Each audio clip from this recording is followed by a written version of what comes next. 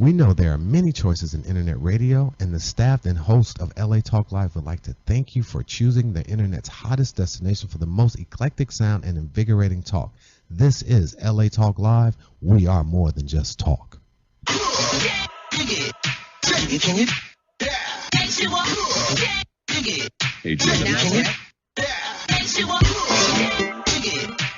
Hello world, hello.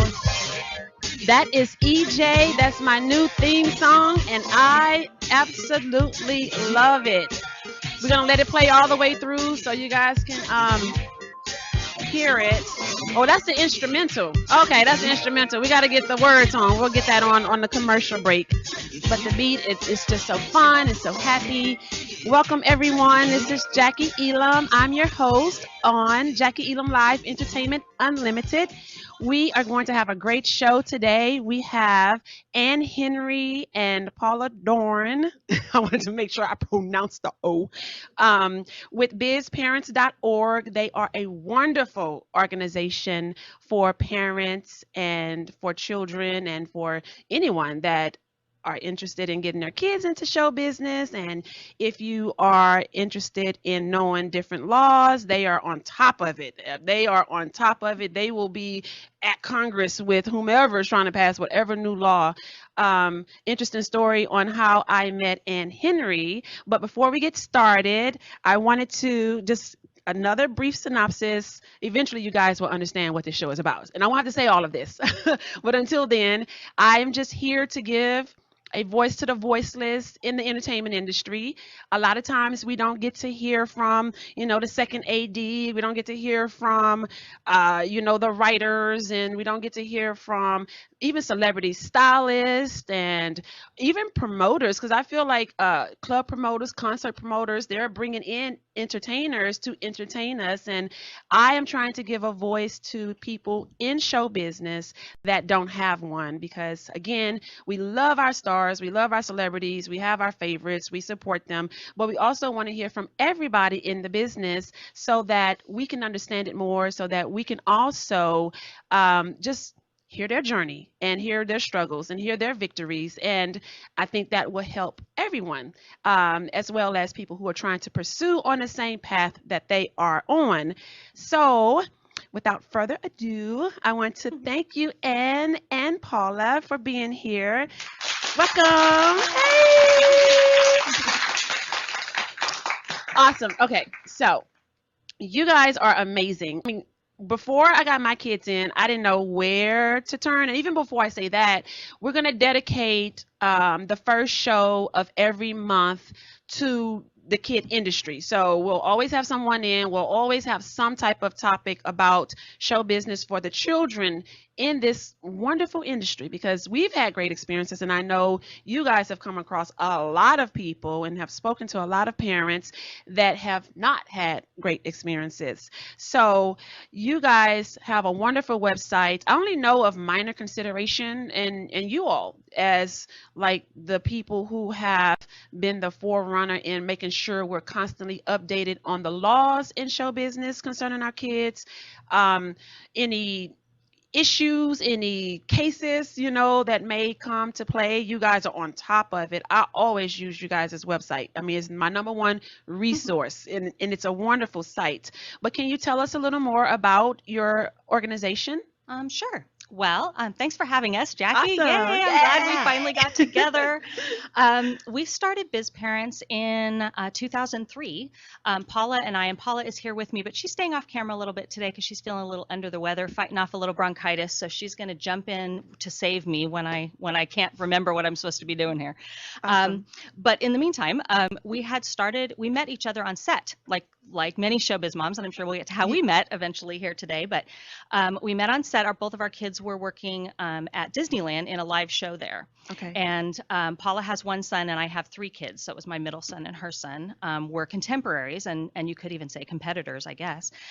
We met there and got to be friends and sharing our struggles. And at that time, 2000 was pretty early internet. There wasn't like you were just Googling what you should be doing as a stage parent. No idea what we were doing. We were hacking our way through it. And then we started to become involved a little bit with the Screen Actors Guild and realized that they were doing stuff that really wasn't parent friendly at the time. Okay. They were redoing the Coogan law, which is the trust account law that makes us all have to save some of our kids' money, which is all good. Right. But when they were redoing the law, it became really clear that this was kind of not really communicated well with parents. Parents really had no voice in what they were doing. And so Paula and I decided to start BizParentz as a group where parents could have a voice all together and where we could communicate a little bit. So we started really as an email list originally, and then we eventually added on the website, and now we're a little more on social media than we even are on our website. So that was all around 2003. And then since then, things have just steamrolled on and we've kind of had to, our kids have gotten older and we've had to adjust and met lots and lots of new people. All of our kids had great experiences in the industry of our personal children. Yeah. So we didn't Always have, good to hear. Yeah, it is. It's great. And really that's why we started. We were really frustrated with the idea that entire laws were being passed based on stage parent lore, of some horrible stage parents who were doing horrible things to their imaginary children, and it was awful. And we were looking around at our friends and ourselves and going, well, hey, we're good parents, and this isn't us. Exactly. What the heck? I don't know any stage parents. That's what I feel. Yeah, I don't. Yeah, that's exactly where we were. So we realized things were going on without us in a legislative level, and that if sane parents didn't get involved, that things were going to go that weren't going to be so great for our families. So we started BizParentz as a family organization. Okay. You mentioned A Minor Consideration, which is another nonprofit that we work with sometimes. That was founded by Paul Peterson, and they are more of a former child actor organization. Okay. So they do sometimes we agree with them and sometimes not. Yes. A lot not, because we're really focused on families and family preservation and what's important to moms and dads and children and keeping them intact as a family. Okay. A Minor Consideration's focus is to advocate for the children themselves. So they're going after kids that they think have been wronged in some way. Okay. And are supporting them. But sometimes that's against the parents. Their focus is all about the kid regardless of the parents. And we kind of come at the same problems from a different angle. Okay. Awesome. Yeah. I love that. That's wonderful. And the great thing, as soon as I heard about it, I was just like ecstatic, because I'm like, I've been looking for something to either research, like you say, go online. It wasn't a book that I can really find, right, which is why I wrote my book. It's like finding your tribe, right? I know. I found my people. Yes, somebody who can relate. I have a lot of questions, and so I just wanted to know, how all of this works. And it wasn't really anything out there that was pretty solid. So what I found interesting, though, is that in the very beginning now, of course, when I talked to a couple of managers, just a couple, and for whatever reason, and I understand just based on the cases, but for whatever reason, they was like, well, one said, well, just stay away from them, like bizparents.org, stay away from them. And, I mean, I don't understand why some managers, and I think I know why, but I'm going to let you answer, would kind of tell a parent or two to stay away from this wonderful information that you guys are getting. Now, all you're doing is just making available what has already happened. It's like you're not creating this stuff. You're not creating the cases. You're not creating the problem. You're just displaying what's going on in show business so that us parents can be aware. So why would you think some industry insiders would say stay away?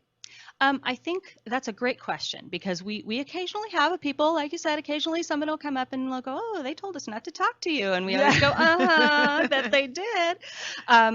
We have found that they fall into a few categories. People who either are afraid of stage parents. They profit from us being ignorant.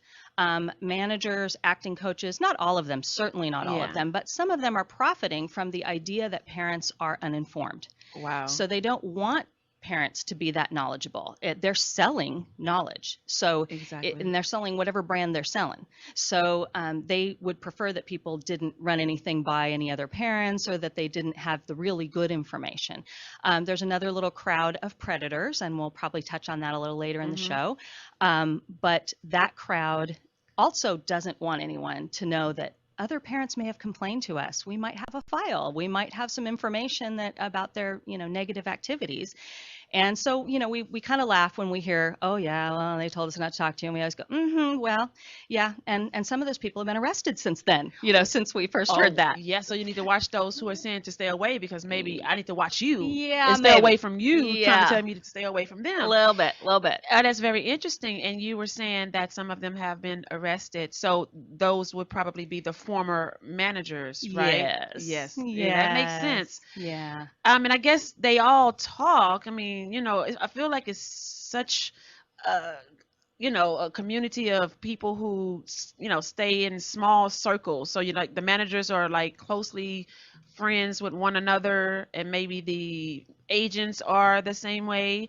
And if they hear rumors, about this manager, it's just very interesting that as an adult, the adults aren't standing up. The adults may not be, staying away from this person, even if it's a rumor. I mean, you can get down to it, but sometimes where there is smoke, there is fire. Yeah, exactly. And there's no reason for a new parent with a new kid in this business to begin to say something, out of the ordinary about a certain person or manager in this business, unless they've experienced something. Right. And I think reputation-wise, it's all about reputation, but it's like any business. It's who you associate with and who you align with. And I mean, we're confident because we go back and go, well, look, we were on the SAG National Young Performers Committee as advisors to them. We've gotten commendations from the city of Los Angeles for our work. The governor writes us letters about how fab we are. So we're feeling like, well, you know what, we're on the right side. We're doing the right thing. Other people that are questioning us, it's like, well, okay, you can, stand back and watch what we do and balance like you should. We want every parent to get all the information they can get in the industry, and then balance. Put it on a scale and go, well, okay, so, somebody that I've never heard of that isn't very successful has told me to stay away from these people. On the other hand, of all these really legitimate, credible industry professionals that support them. So, gee golly, what should I listen to? So for us, we're kind of okay with the criticism in a way. When you're doing important things in life, somebody's going to not like you. And we accept them. We love them. We love them too. Yeah.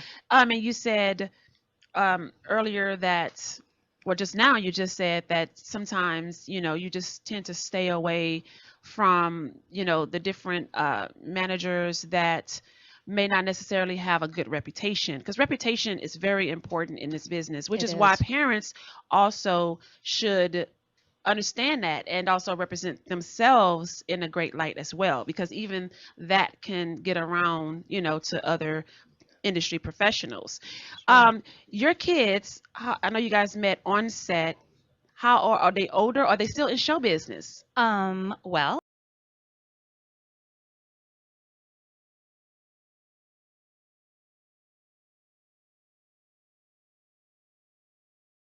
okay. All of them are, well, my oldest son is a musician, so he's still not in the business, but he still performs a little bit. Okay. And he works for a nonprofit as a day job. My middle son went into the military after he was a child actor, and he was disabled. Oh, sorry, hit the mic. No worries. Disabled in Afghanistan, so he is back home with that.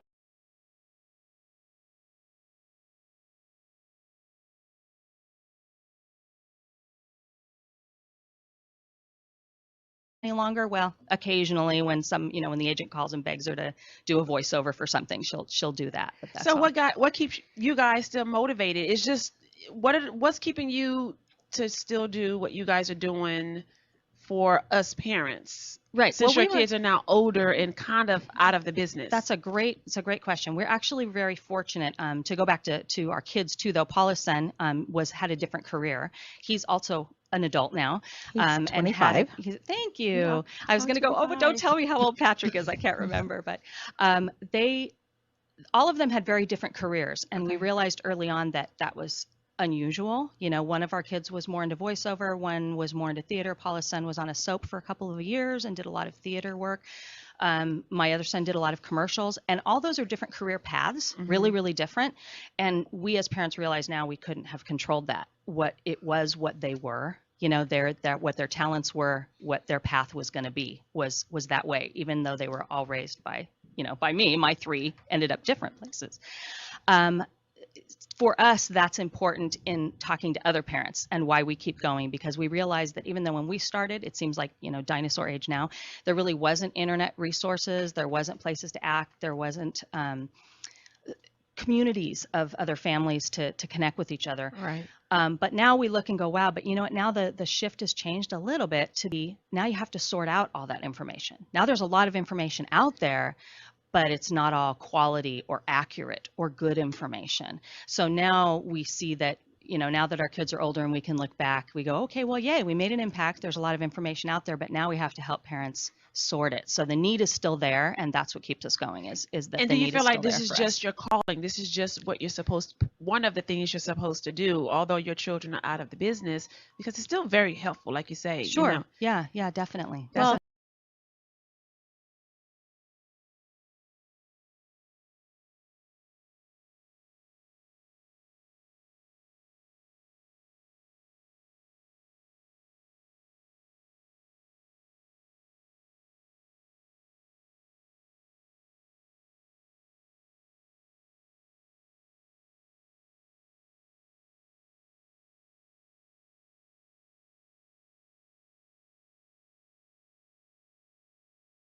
what kind of information are you guys putting out there for us parents to review, to get to? We have when something comes up that's an article, a news item that has to do with child actors. We keep some things like a database of kid actors that turned out okay, because it's kind of the pushback against the stage mom myth about everybody being scary, and that's really not true. And by the way, a little sideline: if you want to get an Oscar, your best path is to be a child actor, because that's the statistical fact. So that those kids grow up to do other things. They go to college, they have other careers. Some of them are really successful as adults. So we keep a little database of that going. We have articles on our website about talent scams, very big deal, because there's so many predators across the nation, not just in Los Angeles, but in other smaller markets where opportunities aren't so great. There'll be predators that come in looking for parent money, you know, kind of cashing in on kid dreams. So we have a lot of information about talent scams on our website, about how to get agents and managers, about that kind of thing, like the just getting started, get your head in the right mindset. This is a business. It's not just your kids' hobby or dreams. I mean, it is that, but it's a whole nother world too. And we know parents don't know. How would you know? If you could be a doctor, a lawyer, extremely well educated, and still be clueless about how this business because it's so unregulated, which is what I keep trying to bring home to parents. Is the most unregulated industry, very rewarding once, you know, the child grows up to be on that list that you guys have. And I briefly read over that list. I knew it was a lot. I knew it was, but we are so used to hearing only about, you know, those child stars who have a harder time transitioning from that, you know, young adult actor to that adult actor in a good light. And sometimes that's just what the tabloids want to run. Right. And they're going to run the same kid 10 times. I mean, everybody, over, you know, and over and over and over again. There's really only, you know, 10 or 12 kids that are in that boat, but we hear about them all the time. Really? That's it? Like, yeah, it's really not very many. It's really, wow. Most of them just leave. You know, they go to the business and go to college. And that's what I love about the business. Just because, you know, you're starting off as a child actor or model, it's just something to do, just like anything else for the child. And if they choose to when they get older, great. Right. And if they choose not to, then that's fine too, you know. So this is a song that EJ wrote. You can check him out on his social media at Forever EJ, and I love it. It's just catchy. It's my little new theme song, and I'm like, why not? You have a talk show, you need a theme song, right? I mean, you know. So I'm just gonna let you guys listen to it. It's called Tune In Now, produced and written and will be performed by AJ of the track Martians. And this is the full track Martians. What did I say wrong? I did. At the track of the track Martians. Oh, girl, I'm not dyslexia, but that E and that A and then the J and then it's close together. It looked like E and J. Although, okay, so let me say that again. Written and performed by EJ. I didn't know it was two different J's. And then produced by AJ of the track Martians. All the initials are the same almost. I'm like, that's what I read. Okay, cool. But here you go. You guys can listen to that. We're going to take a quick break. Call in for any questions. This is your opportunity to talk to Ann Henry and Paula Dorn, because they have like they said, a database full of great information. We're going to get into what has happened recently on set. Call in at 323-473-3100. Listen to my new theme song. I love it. Hey, hey, hey.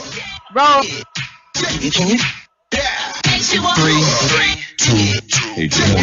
I'm about to tune in now. She gives a voice to the voiceless. I'm about to tune in now. If you entertain, she wants to know your name. I'm about to tune in now. She let it be known.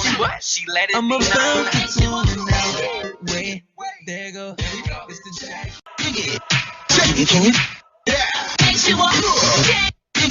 Hey, Jack.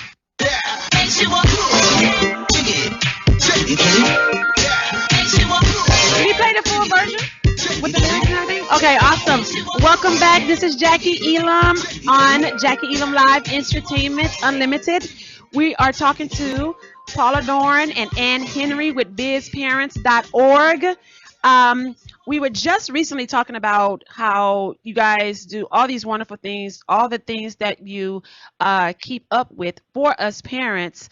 Now, you did say in other states, not just California, are you watching the laws? What other states are you looking out for, you know? Right. We have contact with a bunch of states across the nation.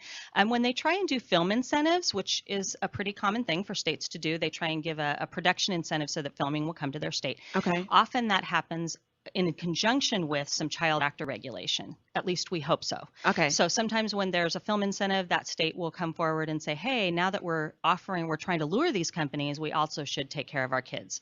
And so we help them in that case. That's like New Mexico, Louisiana. I put that in my book because I'm like, why? I said that. I'm like, I just don't understand. As a parent, again, I haven't done all the research and I haven't been keeping up with everything like you guys have for the last 15 years.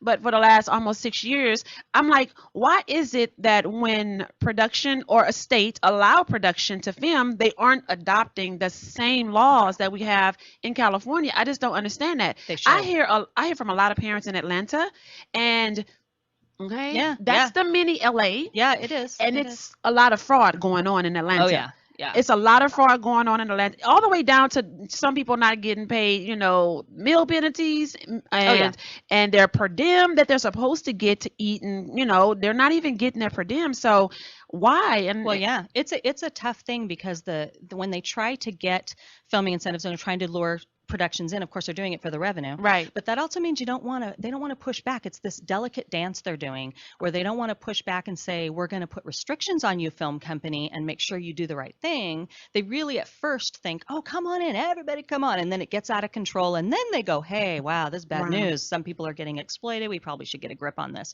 So it's this whole weird cycle that takes a few years to shake itself out. And Atlanta's a good example of places where there's tons of filming right now, but there's also a lot of scammers that have come into town too, because they see it's like blood in the water, where they try and do. We have to do better with getting it just more regulated. I know I always say someone could have just gotten out of jail, murdered a couple of people, and then come right into the entertainment industry. Sure, they could very easily, because there's no background checks on the majority of the people in show business. Right. And I'm glad that there are certain things that are for the show business, but parents have to understand it's a business, like you said earlier, but also you want to understand who your kids are around. And because we don't necessarily understand everyone that's around us, stay right there next to them. We have a caller on the line. Hello, caller. Yes, hi, I'm here. Hi, where are you calling from, and what's your name? Jackie, hi, I'm calling from Phoenix, Arizona. And my name is Paula. And I just have a question about I don't have kids, but I have nephews, and they are twins. And I wanted you to talk a little bit about multiples and how people deal with multiple. My friends, they want to put their kids into the business, into the show business. And I thought I'd call in and maybe have you talk a little bit about multiples and how what your best advice is with multiples in the show biz. How old are they? They are 7 years old. Oh, perfect. Multiples are special, as you could sense. You knew that to ask that right question. In the industry, they're often represented by agents that specialize in multiples, and it's most advantageous if they're identical, because then they can use them as one child. Essentially, they can play one role switched off by two children, and that increases the work hours. Jackie, you were just talking about regulations. In California, a big regulation, and in New York now, just recently, is work hours in a day. They can only work kids so long in a day. They have to go to school some of that time. They have to get meal breaks and things like that. So you can imagine if you have two kids that look just the same, that's a bonus because you get a much longer work day. And the industry workdays are often 16 or 18 hours for the grown-ups. So if they have two kids, that's a great advantage. However, that also means that the kids, when they start to be 7, 8, 9, they actually have to act at that point. Okay. Because it's not just that they're cute and identical, they have to be able to pull it off. Right. And be really talented as well, be able to memorize all those lines, be able to pull that off. So the thing with multiples is a thing. It's for sure a thing, but as the kids get older, their skill level will overtake the fact that they are multiples, if that makes any sense. Okay. Because I do feel like they get hired more than kids. Oh, they do. Yeah. Yeah, they do for sure. Because it's a business, and no matter how you slice it, if they can get 5 more hours a day out of one character, it's just a jackpot for them. Well, thank you so much for calling in. Continue to watch us and tune in next Saturday as well. Bye. Okay, that's wonderful. And I had a question. I always talk to set teachers when we're on set. And I know that even that's a circle. This business is so almost segregated in a sense. But okay, so you have set teachers. Then you have some set teachers who do non-union jobs, and then you have the union set teachers. And in order to do movies and TV shows that are SAG regulated and AFTRA regulated and all that good stuff, non-union set teachers cannot come onto union sets. Right. So what's the process for these set teachers? And I even talked to a couple of them, because great set teachers, all of the set teachers we've experienced have been great, wonderful. And at the end of the day, the non-union set teachers were telling me how difficult it is to even become a union set teacher. Do you know the process that they have to go through? Yeah, it's really tough. The studio teachers in California are different than the ones in the rest of the nation, though. Okay. The rest of the nation, if they have a regulation for that, which not all states do, but if they do, then they have to get anyone that's credentialed in their state. So if you're in New York, you're getting a New York licensed teacher that might teach in public school. In California, though, we have our set teachers 24/7. So that means they have to have a couple extra things. They have to be doubly credentialed, so they can teach at elementary or high school level. That's really unusual. So they have extra stuff in the education world. Then they have to get licensed by the state as welfare workers. So there's a list there. Okay, so they've gotten all that extra education. Then they get licensed by the state. Then there's a list of about 350, 380 of those teachers. And there's a list on the Department of Labor website. Are those the union or the non-union? Those are the non-union. That's everyone. So that's the minimal, is they've gotten those extra things and they've gotten a state thing. Then on top of that, once they have worked, it's kind of like actors. They have to work their way into the professional world, into the union. So they can only get a union job when some other union teacher is unavailable.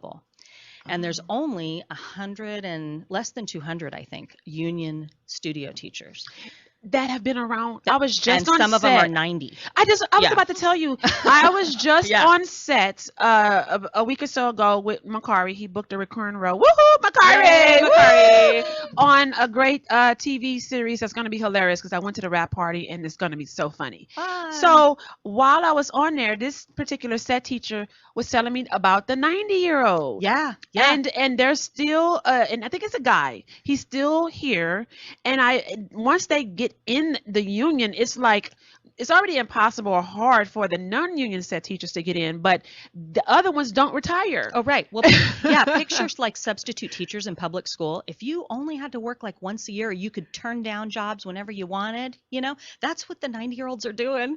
They're just working once in a while, but they're still holding a spot kind of that the young teachers can't always work their way in. It's tough for the non-union teachers. I know some great non-union teachers, and I'm like, I would love for you to, come on set with us, or, now that he's booked something, if I could request this particular set teacher to come, but if she's non-union, then I can't get her.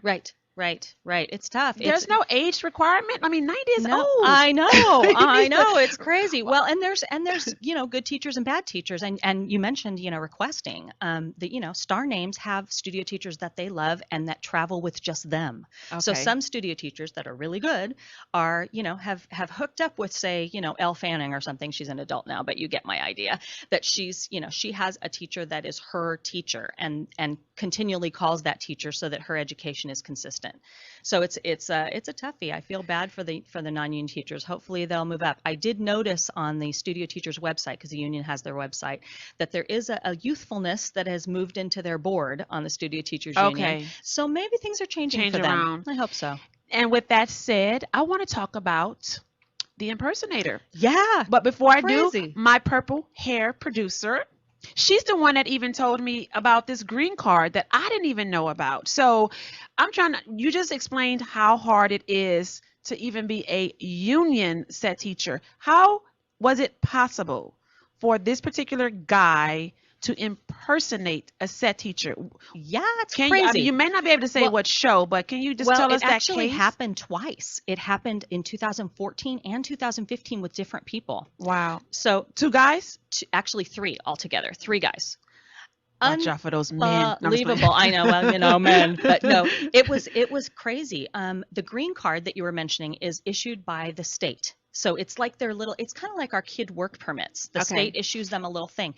And it was this old school funky colored green card that had their name on it. But that's it. It didn't have their picture. It didn't have a chip. It didn't have any technology at all. It was just this little piece of paper. So what happened was there was 2 different cases. One case, there was 2 men who were pretending to be a union studio teacher. So all they did was got the name of this, 80-year-old student teacher that was in the union, made copied a green card on a copier and laminated it and said they were this guy. And so they actually infiltrated various sets for a long time. Oh my gosh, for years? Yeah. And we're getting a paycheck and then this other case, very similar. One of those guys, by the way, owned a strip club. That was his regular job. Winner, chicken dinner. The other guy that this happened with the next year kind of did a similar thing. He didn't go so far as to fake that he was another teacher. He just told productions that he was a studio teacher and they believed him. They never checked it out. They never did background check on their teacher. They never figured out if he even was a teacher, anything. He just said, hey, I'm a studio teacher, hire me. And some productions hired him. And same with student films. They have to be on student films. Sometimes they're on indies. They're beginning producers. They don't always know that they have to, background check all their staff. Like you said, there's very little regulation for the rest of the crew. And and the 2 people in this business before, they did the AB 1660 bill, it was set teachers and agents. And I felt secure about that. I never thought you should be on the lookout for a set teacher. Right. Never would have thought. Now, though, with the green card, but again, I asked for the guy's green card when we were on set about a week or so ago, and he pulled it out. He came out with it, yeah. And I want to just say right now, set teachers, do not get offended when we ask, because now that we know we can, we shall. And we will, because we should. Yes. We should. And the union teachers, God bless them, they were actually the ones who caught these bad guys both times. They were parents and studio teach and the union. So what happened? How did they catch them, though? One of them was when they were getting a paycheck. The union got a report that said, hey, a guy got a paycheck. And the union went, that guy's not a teacher. And then another one was the parents. The parents on set said, this doesn't smell right. Something's wrong. And they talked to each other and they talked to the production and they caused enough doubt that production did some research and went, whoa, Nellie, this guy isn't even who he says he is. So it was parents being proactive.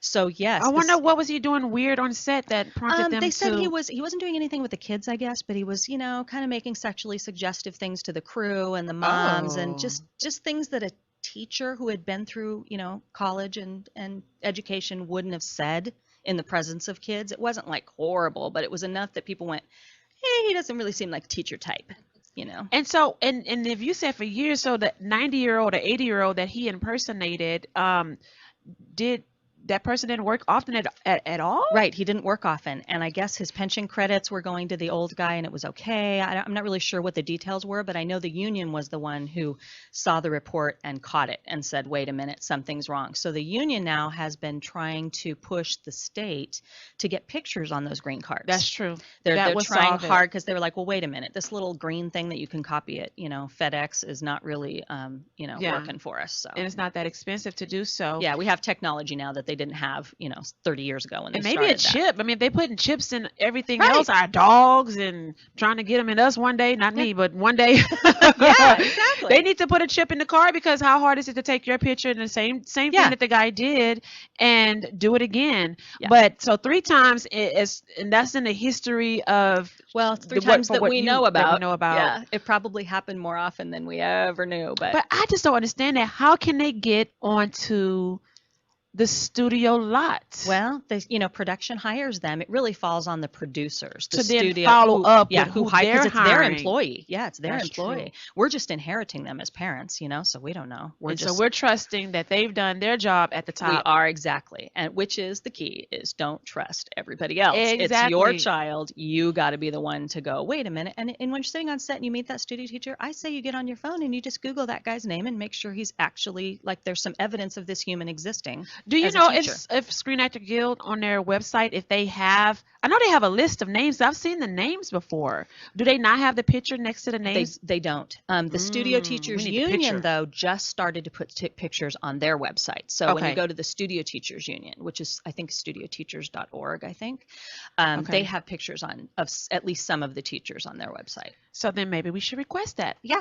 We should. I know. I think that would be great, because I would like to see the name with the picture, and then that way when we get onto the set, then we're more familiar. If it's less than 200, we're going to see you often anyway. Yes. And I do feel that you don't always see them, because my boys have done a lot of print jobs, a lot of TV as well, a couple of movies, but I've had different set teachers on.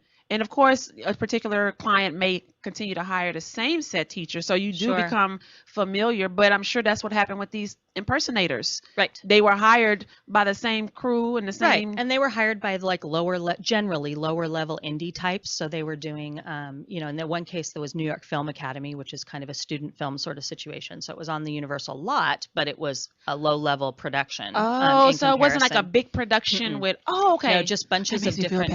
Yeah. No, it was. You're right. The bigger hired studio teachers have a hierarchy just like actors. I mean, the high end studio teachers who this is their career and they're really good at it. Them first. They're choosing first, and they're doing the big feature films that shoot in Hawaii. They're doing the series regular jobs where they know it's Monday through Friday from 8 to 5, and they don't have to, herk through the mud somewhere in Uganda. They're picking the prime jobs. The better studio teachers are, and then it moves down to the lower level studio teachers are the ones that are also entry levels for kids, like indie films and student films and things where they have to be there, but they're probably not experienced teachers necessarily. Okay. Well, that's good information to know. I didn't know it's a hierarchy even to the jobs that they get to choose from. Yeah. Because they get paid better, just like actors. They get paid better on the higher budget productions. So do they get residuals? No, they don't. Okay. But they get paid very well. More than a normal teacher that teach our kids in school? Oh, okay. Yeah. Okay, so that's why they don't want to retire. Yep, you got it. That's amazing. So we're going to take a quick commercial break, but when we come back, I'm going to talk about the award show that I kind of read on your website that I'm like, I kind of knew because you kind of gave me that clue a long time ago. and I want to know what's going on with this award show. Okay. So again, this is, and I'm going to read it right this time, Deb. Tune In Now is the name of the song, written and performed by EJ, produced by AJ. Somebody got to take a J out of the track Martians. There's an EJ and AJ. Now this plan. Keep your names, your nicknames. But and then we're going to play the full version, which we already did at the end, of course, again. And then I Love It. Get it. Get it.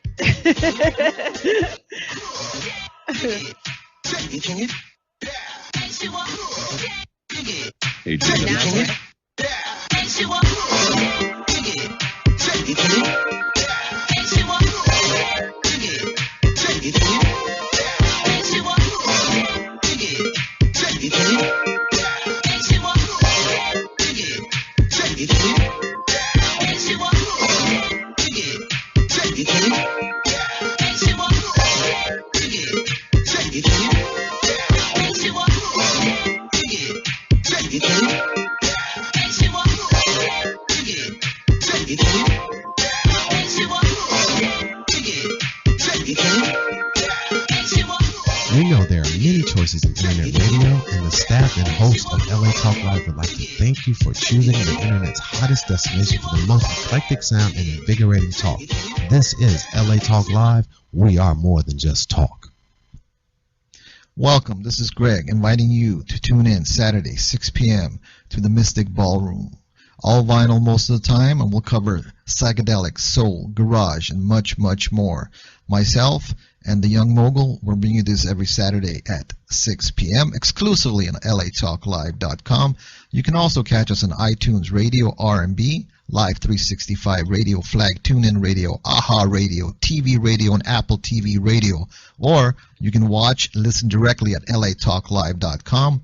Reality, radio, handcrafted for yours and mine listening and viewing pleasure. This is LA Talk Live, and we are more than just talk. 3, 2, 1. I'm about to tune in now. She gives a voice to the voiceless. I'm about to tune in now. If you entertain, she wants to know your name. I'm about to tune in now. She let it be known. She let it be known. I'm about to tune in now. Wait, there you go. It's the Jackie Elam show. Yeah. I love that song. And all of those are my slogans. I haven't yet said, I'm going to let it be known. I'm one day when it's the right time. I'll say the other slogans. Okay, so when we were on commercial break, because I totally forgot to bring this up. I want to bring it up before we go to the next thing about the award show, Okay. the Young Artist Award Show. So when I was on set about a week or so ago, because of course this was all news to me about the green card, which I did ask that set teacher for the green card. He gave it to me, no problems. I just wanted to know what I lost my train of thought. Anyways, I was going to say she had experienced certain things with said teachers, and then I was looking this guy in his eye, and I'm like, let me just make sure you are who you are. You know, he was looking away, and I'm like, why are you looking away? I mean, I don't want to be the weird mom that's like thinking all said teachers are impersonating, you know, but Right. it's good to at least have certain rules and certain things that you do when you get on set. Right. And I think that anybody in this business should not get offended. I think some people get offended because they don't understand that we're just parents. We're just trying to do what is right for our children. At Right. the end of the day, we want to come to set, let them have a great time, a great experience, and get them home safely and as a whole little being that they are, without having any negative effects on them, you know? Right, right. Well, and sometimes those laws are different or the rules are different, and sometimes they conflict with each other. Like yes. the ones on. That's what set. that was my train of thought that I lost. That's okay. I'll catch up Yeah, with you. thank you. No problem. So that's what I was trying to say. Okay, so when I was on set, thank you. No problem. And when I was on set, okay, I was already telling him, because I do my whole spiel. So I'm sitting down, thank you for the green card. Okay, I understand that, you know, they have a room for the set teachers to teach the kids. Okay, on this particular set, my son was the only one. And I already knew that I'm not leaving my kid in here with you by himself. So I let him know I understand that SAG rules state that the set teachers are to be in the room with the kids. And I've heard, because I told him I've heard, because Deb has an experience where she was unable to go into the classroom with her child. And she was actually sent like down the hallway around the corner, which is Oh really my Lord. opposing the state law. So the SAG rule is saying they can be in this room with the kids to teach them, okay? But the state law says you're supposed to be within sight or sound always. And so when I told him that, he was kind of like, well, if you go on to such and such set, TV series, then the teacher will be in there with the kid by himself. I'm like, well, I'm not on that set, because if I come on that set, it's kind of probably most likely going to change a little bit, because I don't like to hear no in that sense. I don't like, I'm very Well, not when it persistent. comes to your kids. When it comes to my kids, Yeah. I'm not going to budge. So I told him, I said, I understand where you're coming from. I said, and I even had another set teacher, and this other set teacher, she's the one that brought it up to me a long time ago. She was like, they're like opposing each other, the state law versus the SAG rule. And I'm like, I'm going to stick with the state law. She was like, you go with the one that's kind of like overruling the other. Yes, you are right. And I told him that. Trumps union rule. Right. Definitely Law over wins. union. Right. And I told him that. I said, I'm going to go with the state law. And the state law says that I'm supposed to be within sight or sound. If you close this door, I cannot really hear him, and I definitely can't see him. So I will be sitting in here as you teach him. I will do my own thing. I won't interrupt. You can teach accordingly. And he was really reluctant. And so when he saw that I wasn't budging, I'm looking you in your eyes. We're eye to eye. And he saw that, okay, this mama, okay, cool. And we didn't have any problems from that. We ended up talking. He and I ended up talking a lot. Great conversation. My son got his work done. But why? Why do we have the opposing law? Well, you know what happened there, I think, was the law is the right one, that parents need to be in sight and sound. The parents are the ones that are responsible for their kids, right? Right. So if that means the door is open and your kid, I mean, not all of us want or need to be teaching our kids. It depends on if you're homeschooling or you're not or whatever, but you at least should have the door open so that you can kind of hear with your ear and cock your head a little bit and go, hey, I'm thinking I'm hearing things getting a little wild in there, if the kids are misbehaving or whatever. But the SAG rule was really meant, it was passed in the 70s, and it was meant for them to not put the school in the electrical room. That's what the intent was. Originally, it was gaffers and electricians and other set people. They would shove the kids' schoolroom in this closet and have the kids go to school in there. So it was meant to protect kids and give them a good school environment, an educational environment that they should have. That's what the original intent was. It was never intended to have parents not be in there. But over the years, and this kind of speaks to, why BizParentz is and why you are, allowing parents to have control over their world and their children and be advocates and good advocates for their kids. SAG's rule started to be a good message for kids. We want them to have a safe education place. But the studio teachers who have their own agenda, because they just want jobs, right? They just want to get the work done, and their job is not about whether our kids are great at the end of the day. They may care about the kids, maybe sort of, but their job is really just to work for production and get their job done and get the kids doing their 3 hours of schoolwork and get them out. So for them, it's more efficient if parents aren't in there. And they would rather do their job on their own, right? I would like to do my job with nobody looking at me either. Like, how nice for you. So they interpret that rule incorrectly, and studio teachers will tell parents, and if parents are gullible enough to buy it, then the studio teachers will say, oh, no, you can't be in here because the SAG rule is. Well, and that's true that the SAG rule says that they're supposed to be alone, but newsflash, studio teachers' job is not to enforce the union rules. That is not their job. Their job is to enforce the law. Ooh, so that's good. They are not supposed to be doing the union rules. Ooh, so you can just go. You know what? See, I didn't have to go there with him because he already saw it in my eyes. He did it. We were eye to eye, baby. I'm like, look, I'm gonna say this one time and one time only. And if he had pushed you a little bit further, then the answer is, I'll tell you what. I will take care of the union rules, or I'll call the union if I need them, and you take care of the law. And the law says I get to be in sight and sound of my kid. Deal with it. That's good. That's good. Why isn't this applied to auditions? Well, auditions are tough because you don't want, there's an artistic element to auditions as well. And while I think that it's safety and nice if it can be in auditions, realistically, when your kids get a little older and they're doing, say, a scene where they're crying or whatever, a lot of kids don't want their mom to see them Okay. doing those artistic things, and really, do we want to see, is it an advantage if we were in the room and saw other kids auditions? I mean, we've talked about maybe some kind I of know he was saying remote, like you the know, TV. yeah, like a TV I mean, camera I or said something. There before, probably is a solution. there We just is haven't found it yet. a studio who have a TV in the waiting room. I can't remember, but I wouldn't, if I remembered, I wouldn't say the name anyway. But there's no audio. You Oh, can see that'd the be good. kid, Okay. but you cannot hear the kid. And Oh. that's just, I think all of them should do that. Yeah, all that's of them. that's a good solution. And I think we need to get some more signatures. We got signatures last time. That's how I met you. I met you, Deb, my purple hair producer. I'm always say that together. And our friend Sean Bailey Right. had you over many years ago. And that's when you Yeah. first told us about certain cases that had taken place, and we really appreciate you coming out. Yeah, you know, scared and you everybody. you also, I know it scared me to write a book. Yeah. You actually, Okay. no, it scared me to like, wait a minute, I just got some great information. I'm already talking Yeah. to parents. Well, wait a minute, we should put this all together Yeah. in a book. Which is great. And Yeah. you also told me about the Young Artist Awards, and that's stuck in my head ever since that meeting we had at Sean's house. I mean, I didn't really touch on that in my book, but can you tell us what has recently happened? Because there is an article in the Times newspaper. Last Sunday's LA Times had a big 3-page spread, huge thing. And I didn't work on that article as much as Paula did, though. So I'm going to let her take this question, Okay, because awesome. she is much more Again, in you tune will with hear that. her, but not see her. Yeah. Even though she doesn't look sick to me, but Yes. this is a. So I'll just you sit here wear and sickness smile, good. and you pretend that I'm not. That I, that Awesome. Paula's the one talking. Yeah, move your mouth and she talk. That'd be a fun one to try. It's like Yeah. Snapchat or something. Yeah.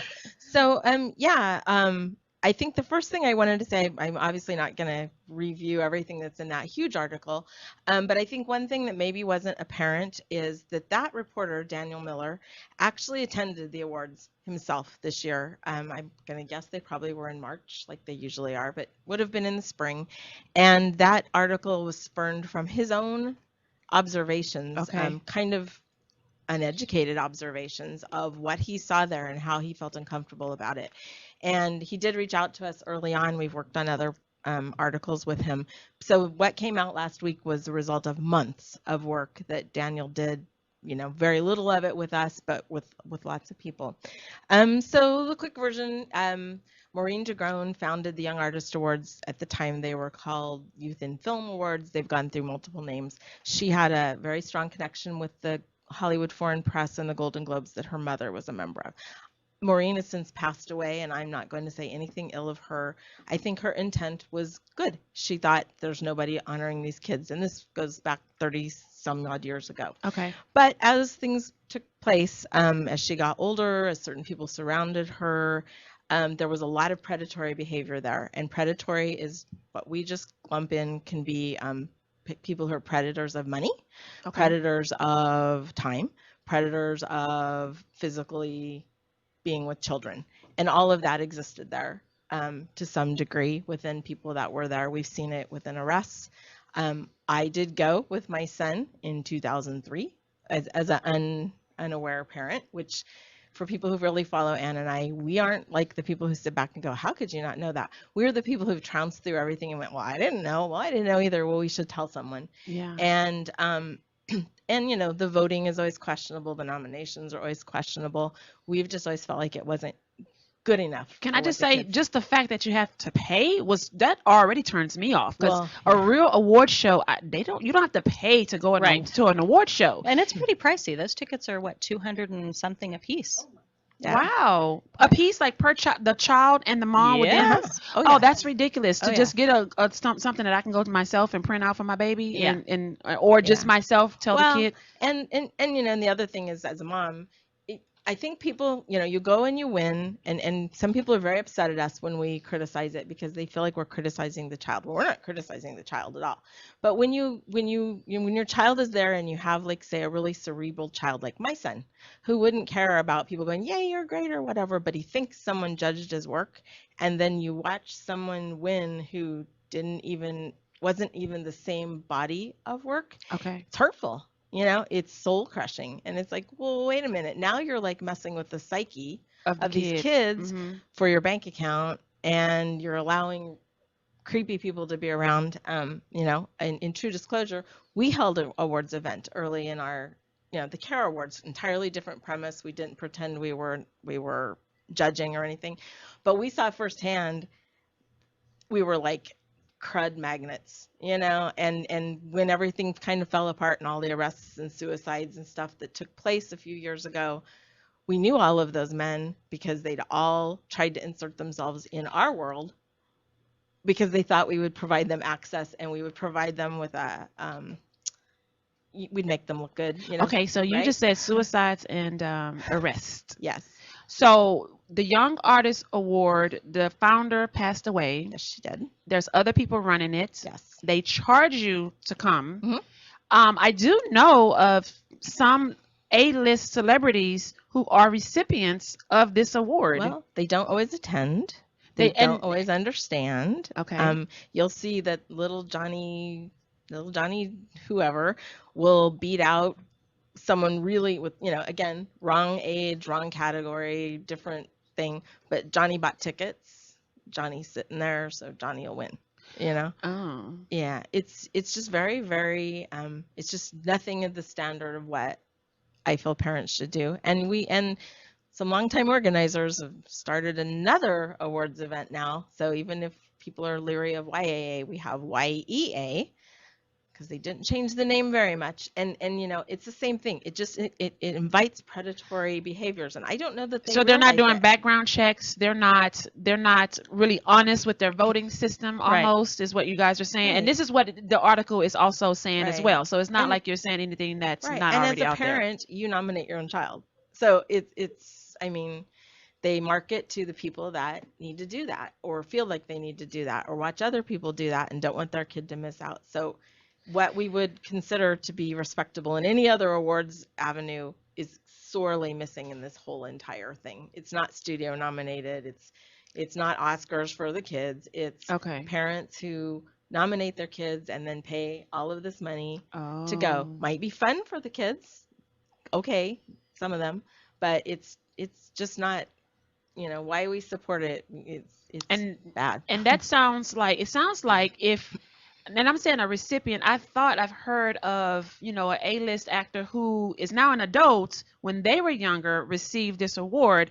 It sounds as if they are no longer supporting the Young Artist Award show, if you don't see the studios supporting the Young Artist Right. Award show, or like you say, the Oscars or any other award shows, or if there's no name that's really supporting this organization that's coming in trying to infiltrate this business to try to get over on the parents, that should be a red flag, right? Would you guys Well, say? And wouldn't you say the judging should matter? I mean, I know Paula mentioned it. This is Anne again, for those of listening and aren't watching. Okay, but, they can see you now. yeah. Oh, okay.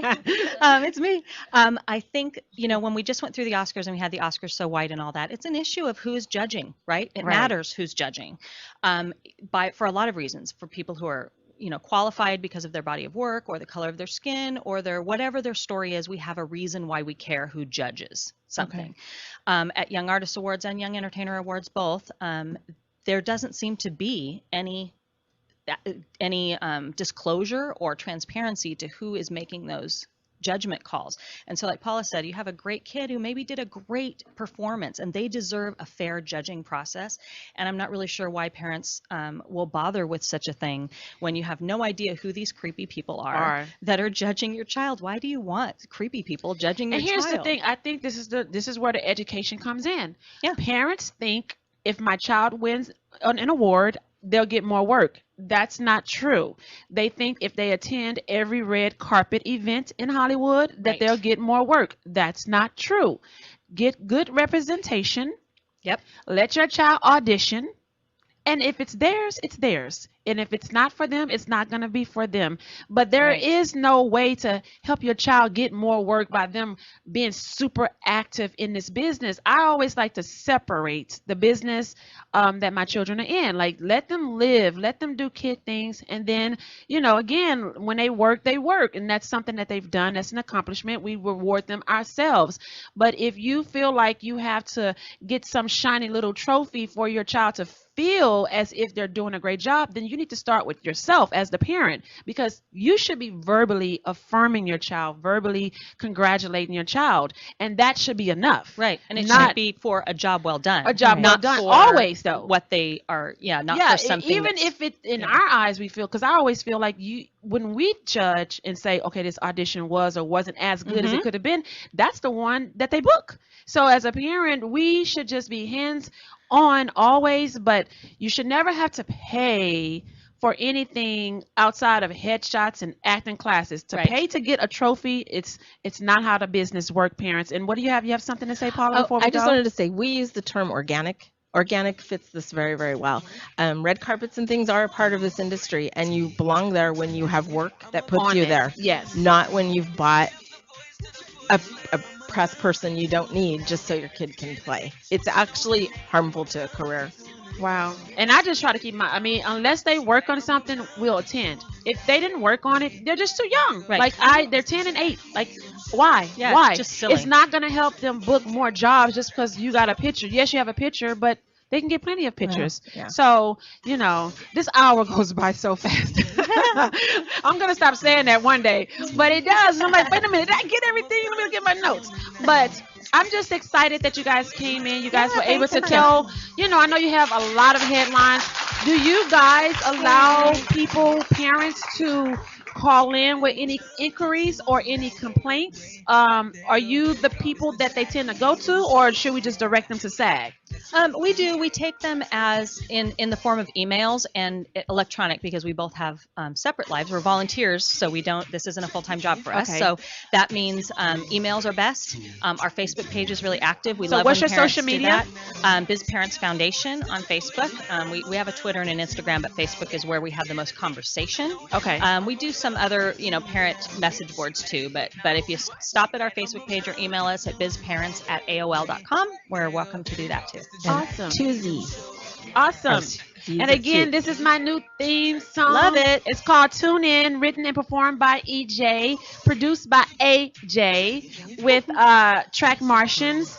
Check out all his social media is Forever EJ. I got it, Forever EJ.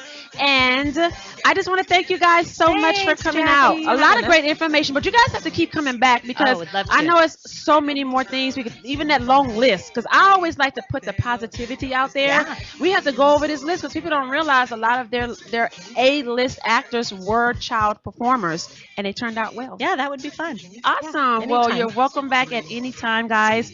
Thank you guys for tuning in. This is Jackie Elam Live, Entertainment Unlimited. I'm Jackie Elam, if you haven't figured that out.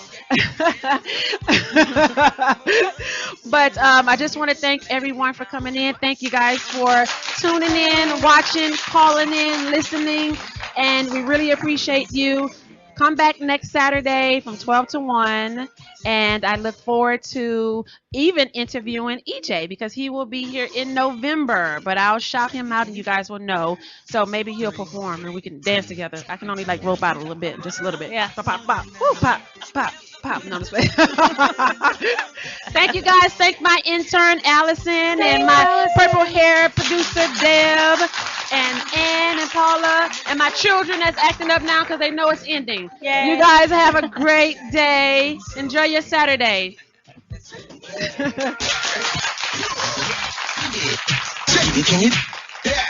Three, two, I'm about to tune in now. She gives the voice to the voiceless. I'm about to tune in now. If you entertain, she wants to know your name. I'm about to tune in now. She let it be known. She let it be known. I'm about to tune in now. Wait, there you go. It's the Jackie Elam Show. Yeah, that's it.